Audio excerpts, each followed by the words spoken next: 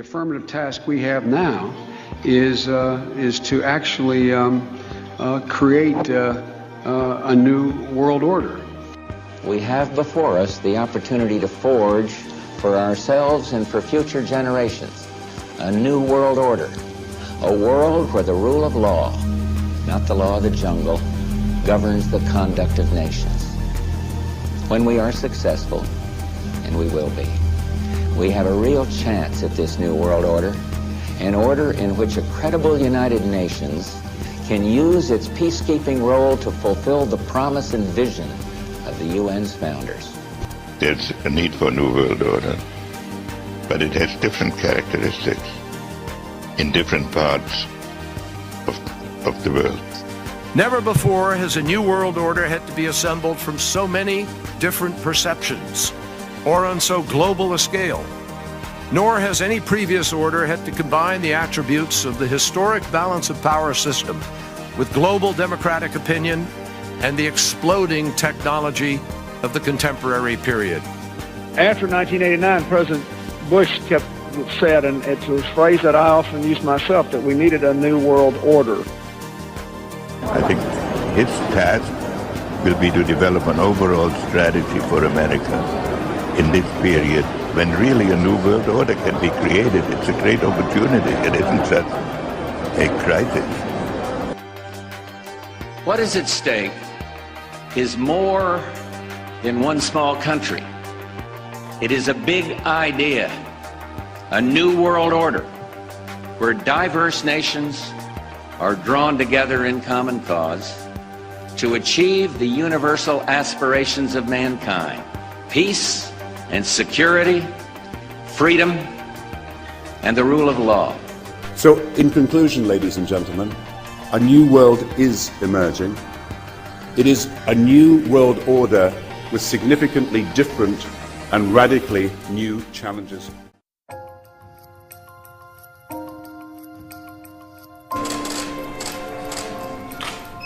You guys know what this represents? What all of it?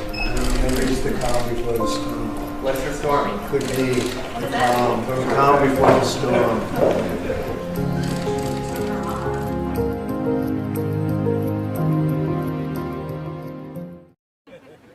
Today, the greatest risk of global catastrophe doesn't look like this. Instead, it looks like this. If anything kills over 10 million people in the next few decades, it's most likely to be a highly infectious virus rather than a war. Not missiles, but microbes. Probably one of these numbers is going to have to get pretty near to zero. That's back from high school algebra, but let's take a look. First, we've got population. The world today has 6.8 billion people. That's headed up to about 9 billion. Now, if we do a really great job on new vaccines, healthcare, reproductive health services, we could lower that by perhaps 10 or 15%. There's a lot of dialogue between our foundation experts and the government now, but what does opening up look like? You know, which activities have, like schools, have such benefit and can be done in a way that the risk of transmission is very low? Yeah.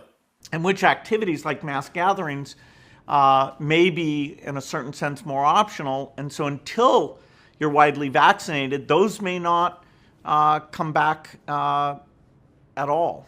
Eventually, what we'll have to have is certificates of who's a recovered person, who's a vaccinated person. You know, it'll be a few $1 billion we'll waste on manufacturing for the constructs that don't get picked because something else is better.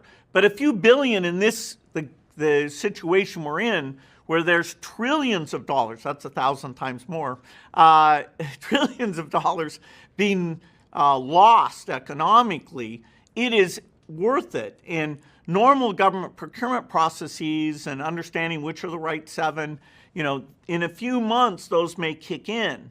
But our foundation, you know, we can get that bootstrapped and get it going and, you know, save months because every month counts. You know, things can reopen if we do the right things in the summer, but it won't be completely normal. You'll still be very worried.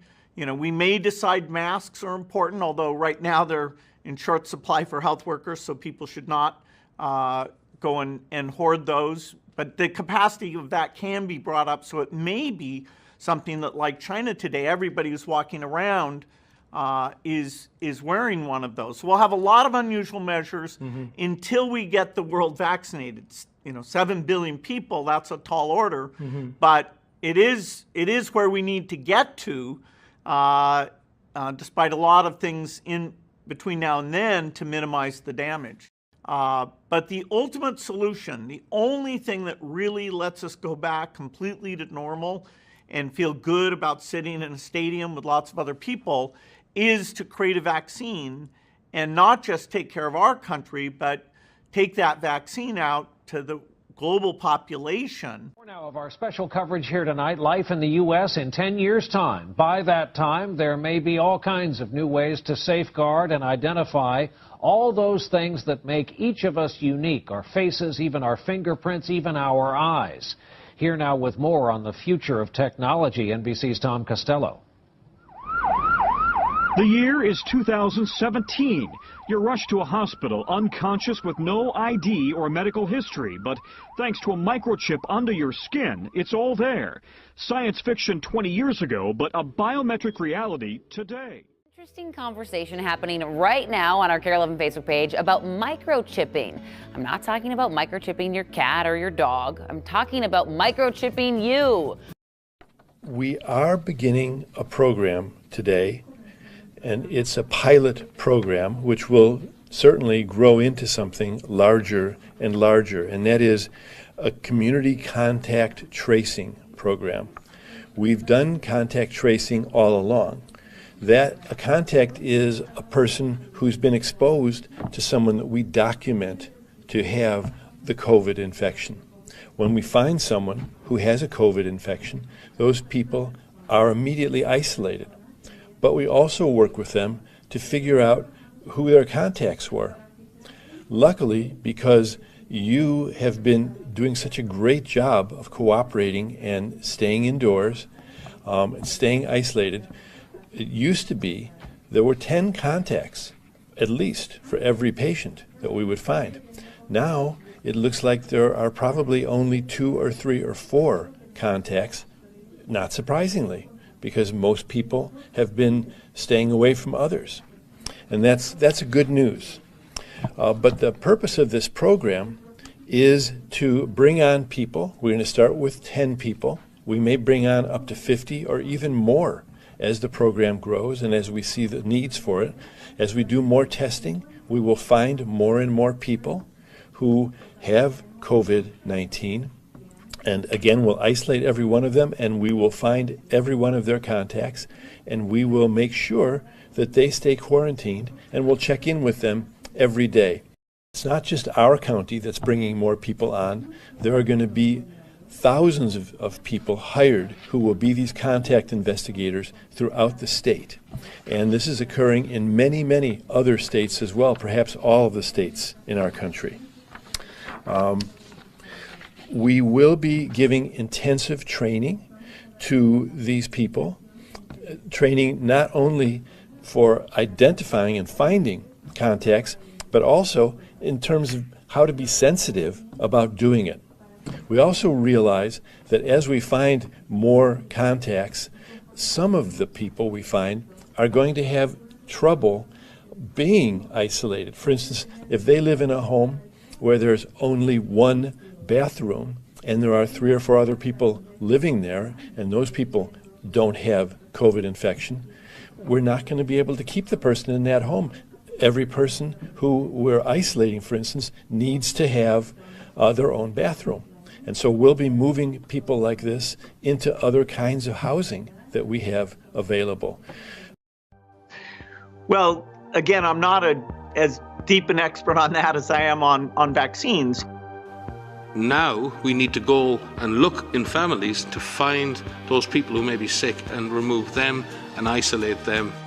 We want to thank you for turning folks in and making sure we are all safe.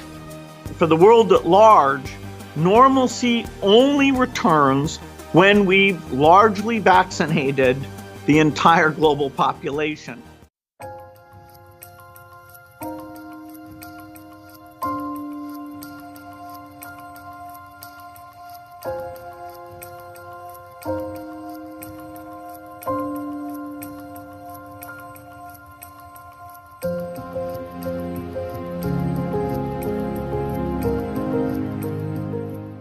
If you've observed recurring violations of the Safer at Home order, please continue to let us know at coronavirus.lacity.org/business violation.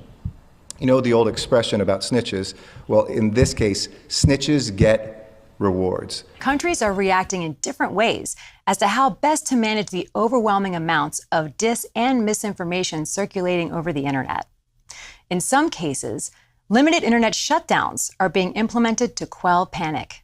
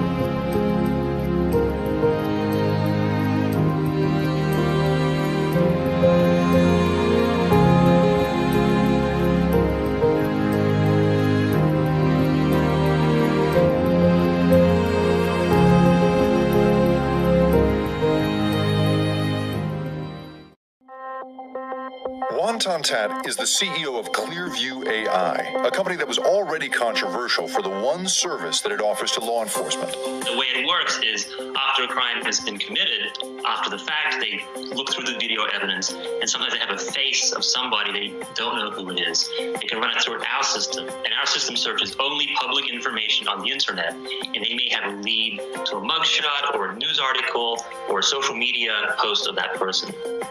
Now, as health authorities consider how to follow the paths of people who are positive for coronavirus, Tom Tat says he's been in discussion with federal and state authorities about helping to identify people as part of a contact tracing program.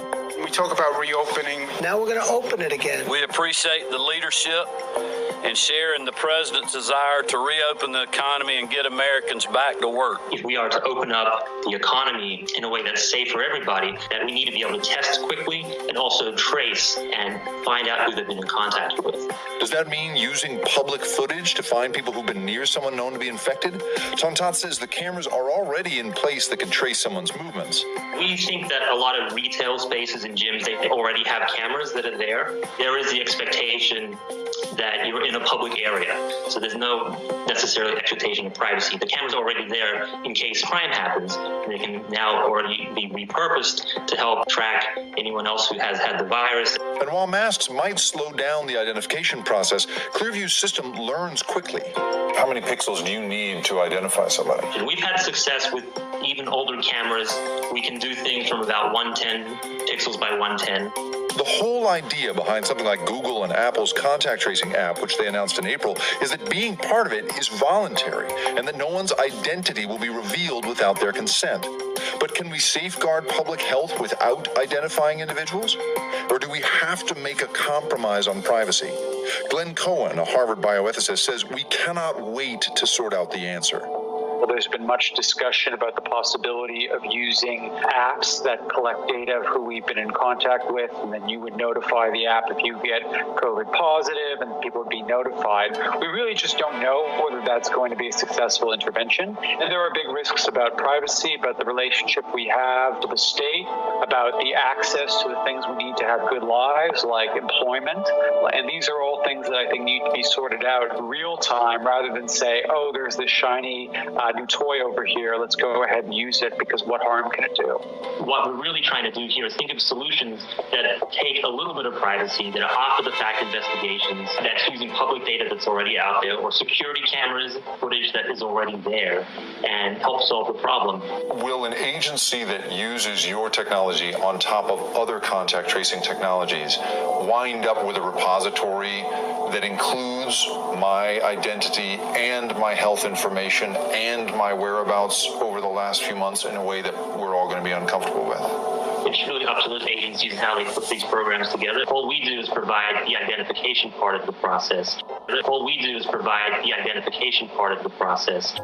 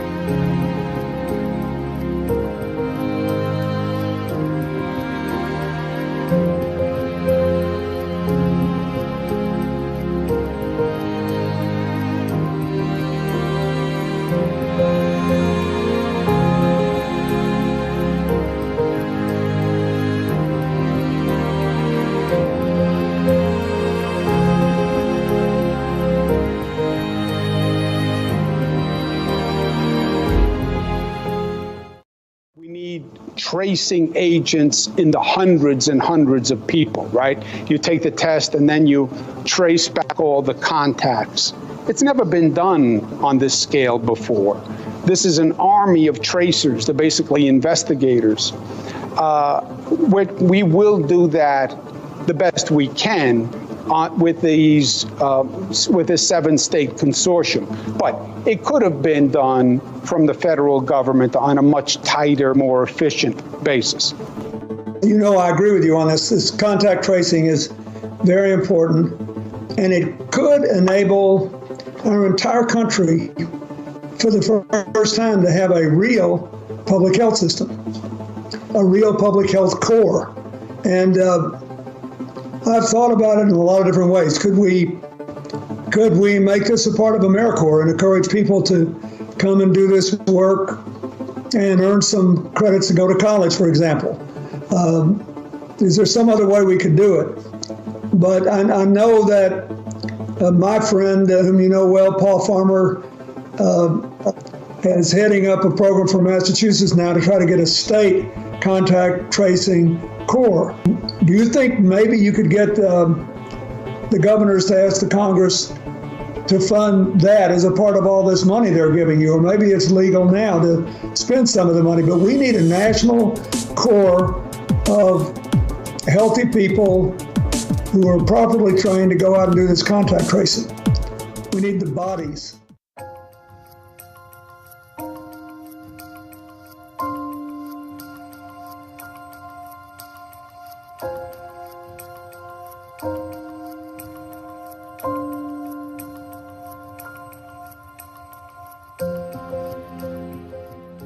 Governor Baker invited us to be part of a consortium and to offer some of the insights and experience we've had in other countries in hiring and training a group, really a whole cadre of community health workers or contact tracers, rather. I can't help but say community health workers. And they would be virtually trained. They are being virtually trained and deployed right now. What we would do with this is that this virtual group of contact tracers would contact anybody who has tested positive to learn about their recent activities, who they may have been in contact with. We had something like 7,000 people, 9,000 people apply within the first couple of days to be contact tracers so that we can actually use people who are out of place, out of work rather, who can be trained, even lay people, to do this work. It felt like a good thing for the economy also. But one of the things that you have to be able to do is to track people who are positive. Should we have a contact tracer core, even if we call it something more elegant? Should we really build the first public health network we've ever really built in this country around this issue? I think the answer is absolutely yes, and that's just going to require an army of folks.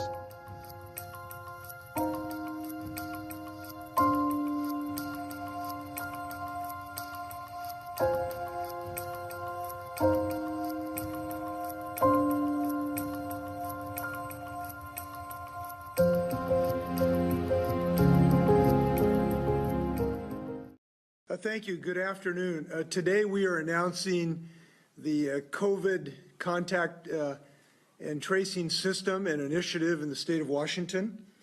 We are excited about this initiative because it is the next major step. And I'd like to tell you about this initiative. It is robust, it is vigorous, and it is comprehensive. And it needs to be all three of those to succeed. This initiative will be a statewide extension of what local public health districts have historically done for other diseases, such as tuberculosis and hepatitis and the like. But it will be on a much grander scale, as it needs to be, given the extent of the COVID-19 virus. It will be the largest in our state's history, as it should be. It has given us the opportunity to continue this for some more time as we then transition into the contact tracing, testing, and isolation initiative that we are implementing. So this initiative will represent a transition from one strategy to another. Our early days, we used social distancing. It's been frustrating, but it has been significantly effective. Now, as we attempt to transition to open back up our economy, we're simultaneously moving to this second initiative of testing, contact tracing, and isolation of people who in fact are infected. We think of this as a smart weapon. The second issue is that we will have testing and our contact tracing. Let's see. So we will then have people get their tests. Now, to show how this will work, we wanted to show you who will be the contact tracers. This is a labor-intensive endeavor, and we want to make sure that we have enough resources to get this job done.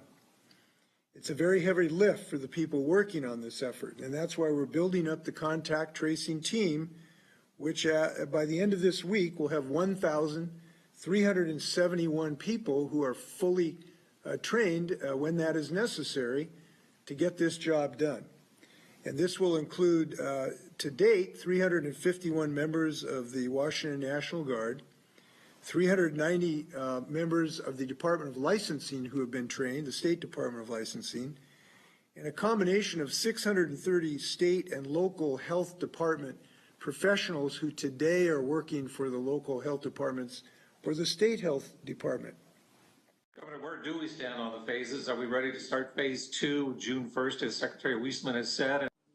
Well, June 1st is a hopeful date, but it is very important to understand it is not fixed in stone.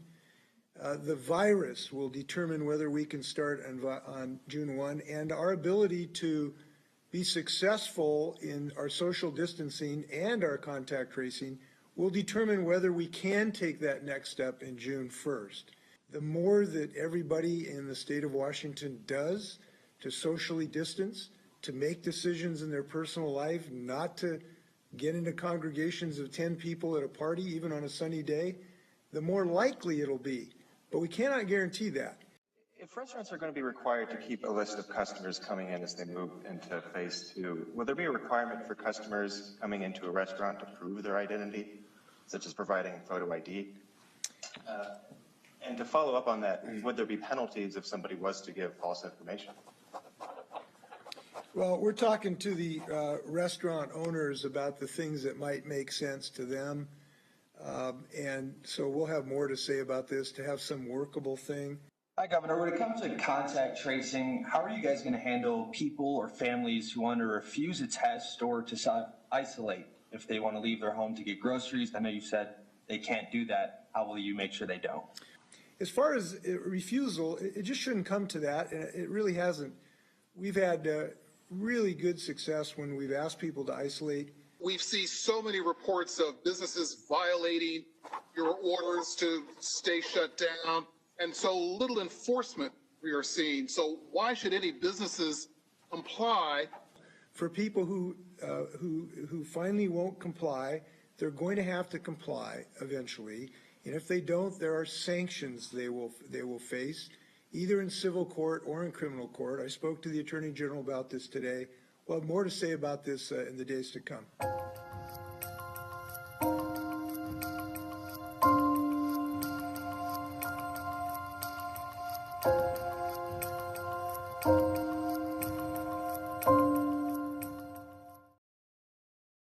In front of me, you'll see a description of our 10-10-10 program.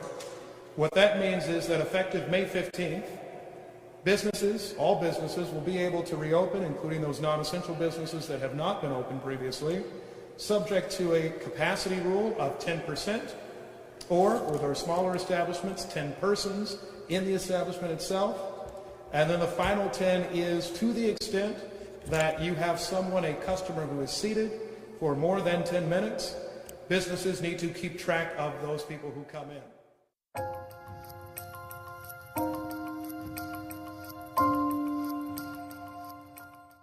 Right now, we're still under the stay-at-home order, but once we start to come out of that, New Orleans Mayor LaToya Cantrell wants every business to keep a record of every person who enters their establishment.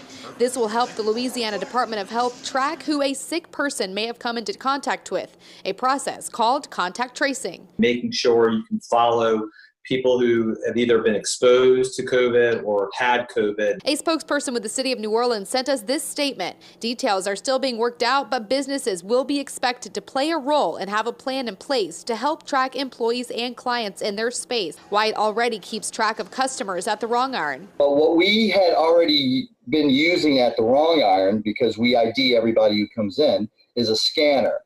So you show me your ID, I scan it. There's no phone number, but it gives me when you came in, you know, what the date was, and your information and address that you have on your driver's license.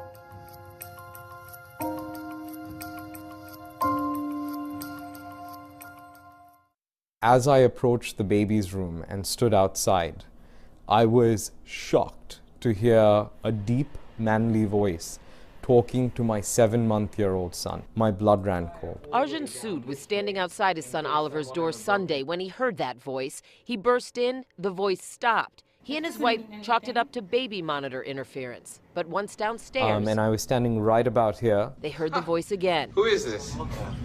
An unseen intruder talking to them through their Nest security camera, using obscenities, including the N-word. Asking me, you know, why I'm looking at him, because he saw obviously that I was looking back, and continuing to taunt me. It was terrifying. Sood says once his shock subsided, he composed himself enough to record part of the ominous exchange.